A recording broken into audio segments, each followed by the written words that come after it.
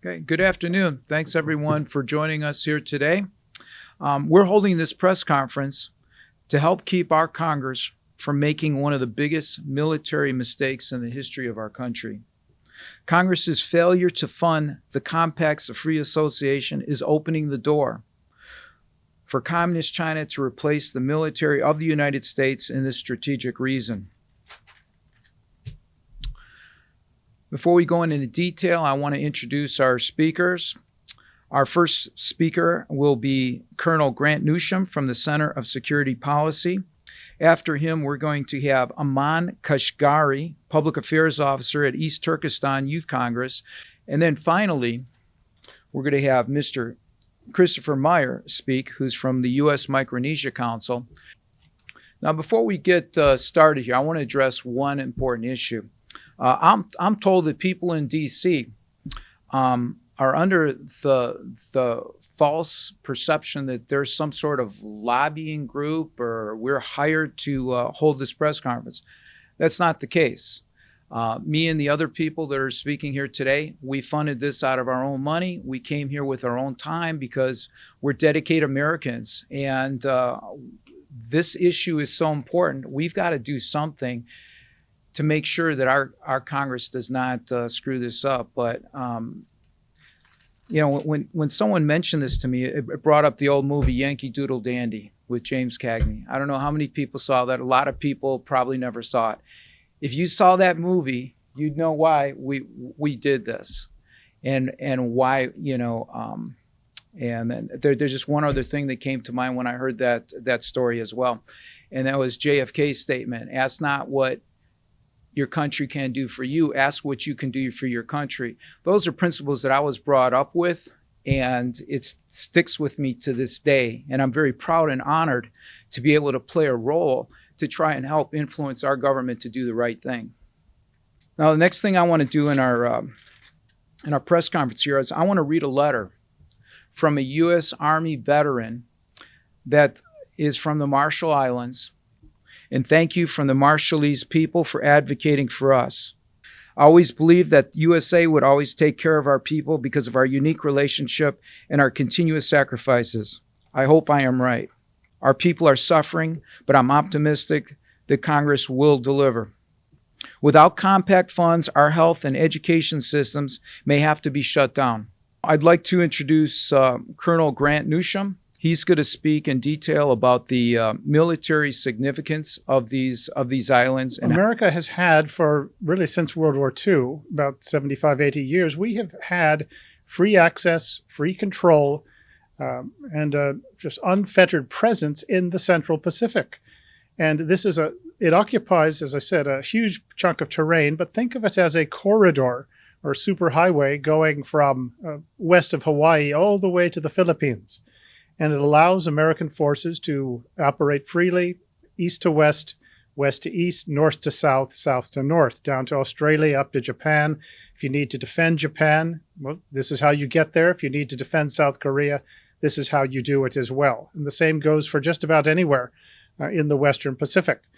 And you have to have, say, this free access. And the treaties, the COFA agreements, give the American military, give the U.S. government the right to operate unrestricted in these countries' territory.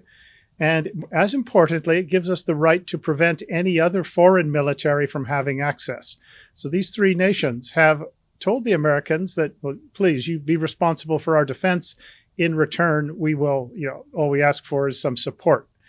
And that's what's at stake now is the support. And there's no other nations on earth that have actually had enough trust in the United States to reach this kind of agreement.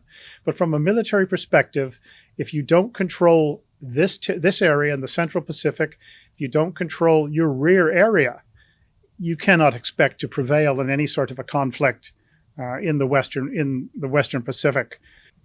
So we'll be taking Q&A when all the speakers are finished.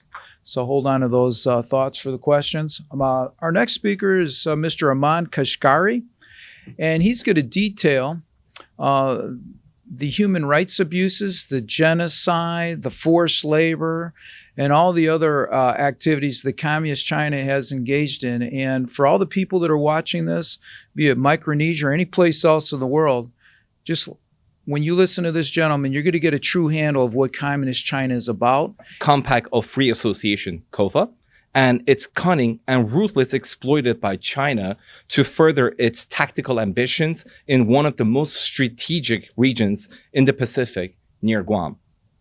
The COFA, agreement between the United States and several Pacific island nations like Republic of Palau, Federated States of Micronesia, and the Republic of Marshall Islands, has long served as a pillar of stability and cooperation in the region. They represent not just diplomatic ties, but a crucial lifeline for freedom-loving nations, providing essential economic assistance and security assurance.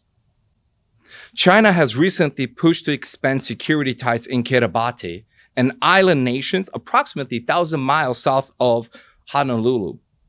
It already has a uniformed Chinese officer working with their police community on a crime database program. This is just tip of the iceberg and clear sign for what may to become. China's track record in this area leaves much to be desired, and allowing them to uncheck access to the region will be a grave mistake. The genocide develops relentlessly in 2024. Millions of East Turkestanis endure the horrors of forced sterilization, coerced abortion, incarceration within concentration camps and prison, while countless more are trapped in a chain of forced labor within camps and factories spanning across East Turkestan and Chinese provinces. The modern-day slavery not only exploits Uyghur labor, but also fuels China's economic growth and global supply chain. Beyond random mass incarceration, intellectuals, community leaders, and religious figures have been specifically targeted, and many have died in concentration camps and prisons. The condition of torture and animalistic cruelty prevailing in camps and prisons are certainly a major cause of death. Nearly 1 million East Turkestani children suffers the anguish of forced separation from their families, subjugated to the coerced grasp of state-sponsored assimilation efforts. Our people's cultural and religious freedom, along with our existence, are under siege. It is imperative that Congress act swiftly and approve the funding for COFA, reasserting America's commitment to its allies in the Pacific. This is not just a matter of financial aid. It is a reaffirmation of our value and strategic interest in the region. Next up is Christopher Meyer. There's the Palau, Federated States of Micronesia, and the Marshall Islands. And after the war, the UN gave us this region as a trust territory. And we said, what kind of sovereignty do you all want? And the islands picked what they wanted, and then we helped assist them. So in the early 90s, Palau and FSM and Marshalls were admitted to the United Nations, and part of that deal was these compacts. And the fact that the State Department would negotiate these contracts over a period of years, and they're ready to go, and then Congress is not doing anything, that got me to the point I formed the US Micronesia Council. There's a lot of activity in Micronesia, and a lot of it has pushed out American, Korean, Japanese, Taiwan investors. The free countries in East Asia have a huge role to play in Micronesia. And when you really look at it, Micronesia is really potentially the Caribbean for East Asia. Question, let me make sure that I understood it correctly. But basically the question was, do I feel that the reason why Congress has failed to act to perform its duty and fund the compacts of free association is due to the fact that the American public is really not aware of these islands and the significance of these islands? The second part of the question is there something more that we need to do to help make the public be more aware? So to the first part of your question, no, I don't think that the failure of Congress to act, on behalf of the funding for the Compacts of Free Association is due to the fact that the public is not really all that knowledgeable about these issues. But that's why they have elected officials. We've got people that are trying to work one job, two jobs. They've got kids, they've got families. Some of them are going to school, working, take care of kids, driving.